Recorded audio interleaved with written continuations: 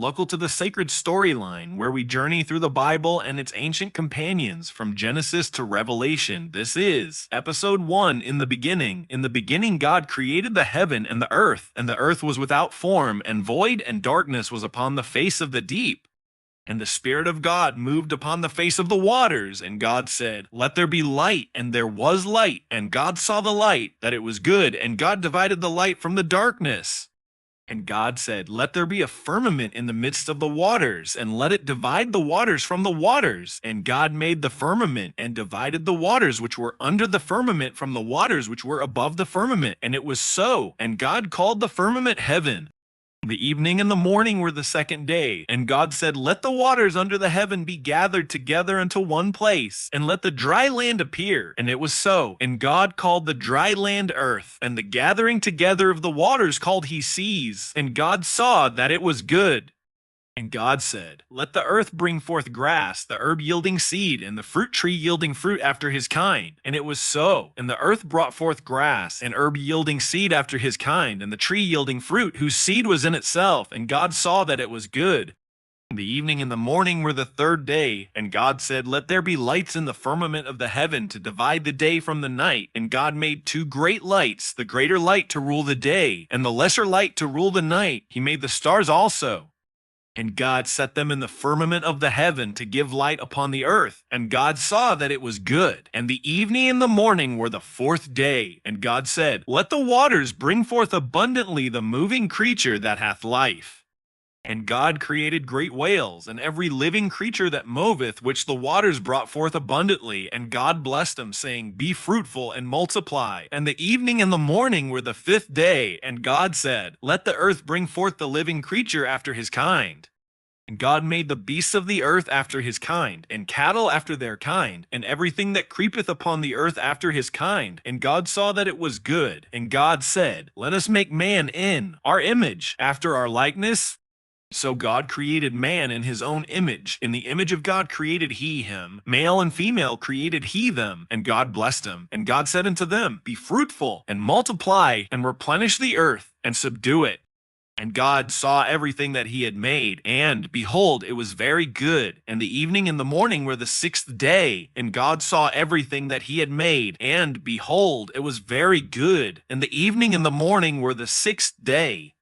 Thus the heavens and the earth were finished, and all the host of them. And on the seventh day God ended his work which he had made, and he rested. And the Lord God formed man of the dust of the ground, and breathed into his nostrils the breath of life, and man became a living soul.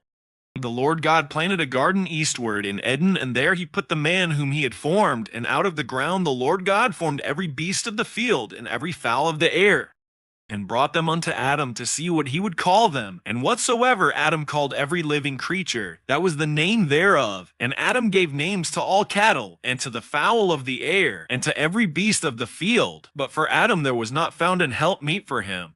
And the Lord God caused a deep sleep to fall upon Adam, and he slept. And he took one of his ribs, and closed up the flesh instead thereof. And the rib which the Lord God had taken from man made he a woman, and brought her unto the man. And Adam said, "This is now bone of my bones, and flesh of my flesh. She shall be called woman, because she was taken out of man." And the Lord God commanded the man, saying, "Of every tree of the garden thou mayest freely eat, but of the tree of the knowledge of good and evil thou shalt not eat of it, for in the day that thou eatest thereof thou shalt surely die."